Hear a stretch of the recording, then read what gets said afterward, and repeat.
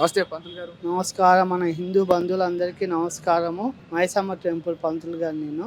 అయితే ఇక్కడ ఏంటంటే అందరూ దర్శనానికని వస్తుంటారు. వచ్చినప్పుడు బొట్టు పెట్టుకోమ్మా అంటే అందరూ వెనక ముందు ఆడుతుంటారు. ఏమంటే మా ఆఫీస్లో ఒప్పుకోరండి, మా సార్లు ఒప్పుకోరని మాట్లాడుతున్నారు. అది చాలా తప్పు పద్ధతి అమ్మా.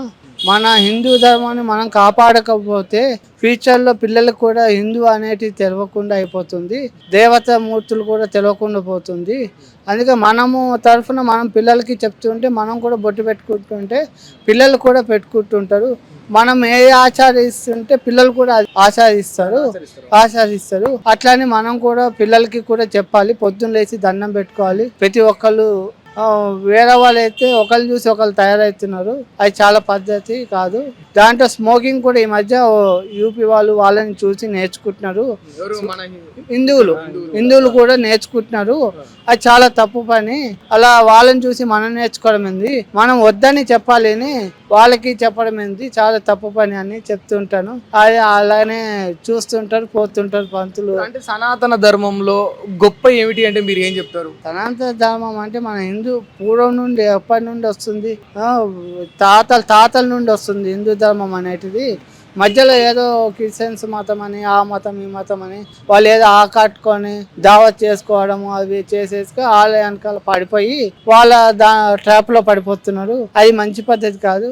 ఏమన్నా ఉంటే మన గుళ్ళో మనం చేసుకోవాలి, మన కల్చర్ ప్రకారంగా మనం చేసుకోవాలి. పండుగలైనా ఏవైనా బొట్టు పెట్టుకోవడం ఇట్లా మన తాతల దగ్గర నుండి వస్తున్న ఆచారాన్ని అట్లా తప్పుతో పెట్టడం చాలా పద్ధతి కాదు అని నా ఉద్దేశము. అది నేను ఒక ఒపీనియన్ అడుగుతా, చెప్పండి మిమ్మల్ని.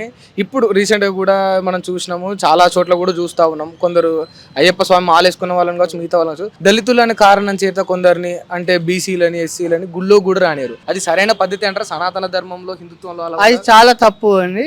ఏ హిందువు అయినా క్యాస్ట్ ఫీలింగ్ మాత్రం చూడకూడదు. ప్రతి ఒక్కరు రావచ్చు, చేయొచ్చు, తప్పు లేదు. అది చాలా తప్పు. దాని వల్లనే మనం డివైడ్ అయిపోతున్నాము. ఐక్యమత్యం తప్పిపడిపోయి పంతులు చెప్పిందే గొప్ప అని, అది చాలా తప్పు. ఎవరైనా దండం పెట్టుకోవచ్చు, ఎవరైనా రావచ్చు. ఏంటంటే కొంచెం శుభ్రత ఉండాలి. ఇప్పుడు ఏదో పని చేసుకొని వస్తున్నాము, అలా రాకుండా కొంచెం శుభ్రతగా వస్తే దానికి ప్రాబ్లం ఉండదు. ప్రతి ఒక్కరు ఆస్వాదించద్దు. బీసీ అని, ఎస్టీ అని, అది చాలా తప్పు పని. మనమంతా ఒకటే, మనమంతా హిందువులమే. అది మెయిన్గా ఏంటంటే అమ్మవారి దగ్గర చాలా నీట్గా ఉండాలి అని ఉద్దేశంలో అందరు నీట్గా వస్తే బాగుంటుందని మరి. అది ఎందుకంటే కులాల మాదిరిగా మాత్రం డివైడ్ చేయకూడదు. అది చాలా తప్పు పని అది. ఎందుకంటే మనము ఆచరిస్తేనే అవతల వాడు ఆచరిస్తాడు. అట్లని ఒకరిని కోపడితే ఇంకొకళ్ళు కోపడతారు. అదేమైతే రేష్ అయిపోతుంది. ఇప్పుడు హిందువుల మీద గుళ్ళు ఎందుకు పలకొడుతున్నానంటే వేరే కులం వాడు ఏం చేస్తాడు, వేరే మతం వాడు, కులం వాడు కాదు అని వేరే మతం వాడు ఏం చేస్తాడంటే దాన్ని చెడగొట్టేసి దాన్ని ధ్వంసం చేసి మనం ఏదో హైలైట్ అయిపోతాము అక్కడ అన్నట్లు వాళ్ళు ఆలోచిస్తున్నారు. అది చాలా తప్పు పని. అమ్మవారిని గుళ్ళు కూల కొట్టడము, అయితే హిందువుల మీద డైకరు, ఆడవాళ్ళు ఒకరిగా వెళ్తుంటే వారిని చెడాయించడము, అవన్నీ చాలా తప్పు పని. ఇప్పుడు మనం కూడా కొంచెం ఐక్యత, ఎవరైనా అమ్మాయిని ఏడిపిస్తున్నాం అనుకోండి, ఒక నలుగురు కలిసి ఎందుకు అట్లా చేస్తున్నాం అని గట్టిగా మాట్లాడాలి. ఐక్యమత్యం రావాలి. రాకపోతే ఇది ఇట్లనే అవుతుంటది. ఎందుకంటే మనలో ఐక్యత రావాలి. మెయిన్ గా వస్తుంటే ఫ్యూచర్ హిందువుల్లో మెయిన్ గా ఐక్యమత్యం లేదు, రావాలి, ఇంకా రావాలి. ఇప్పుడు కొంచెం పర్వాలేదు ఫస్ట్ కన్నా, ఇంకా బాగా రావాలి. వస్తుంటే ఫ్యూచర్ లో మనకి హిందూ ధర్మం అనేది కాపాడుకున్నట్లు అవుతుంది. అది ప్రతి ఒక్కరు హైటెక్గా ఆలోచిస్తున్నారు, స్టైల్గా ఉండడం ఇట్లా అని. ఈ బొట్టు అనేది కంపల్సరీ పెట్టుకోవాలి. దేవుడికి దండం పెట్టుకోవాలి. కనీసం గుడికి వెళ్ళకపోయినా ఇంట్లోనే దండం పెట్టుకోవాలి. గబగబా వెళ్ళిపోయి ఆఫీసులో ఏదో అప్సెట్ అయిపోవడం ఇట్లా, అది లేడీస్ పైన చూపించడం చాలా బాగా. మనం మనస్ఫూర్తిగా దండం పెట్టుకుంటే ఎక్కడైనా హాయిగా పనులు అవుతాయి. ఏ దేవుడినైనా కొలవచ్చుకోవచ్చు.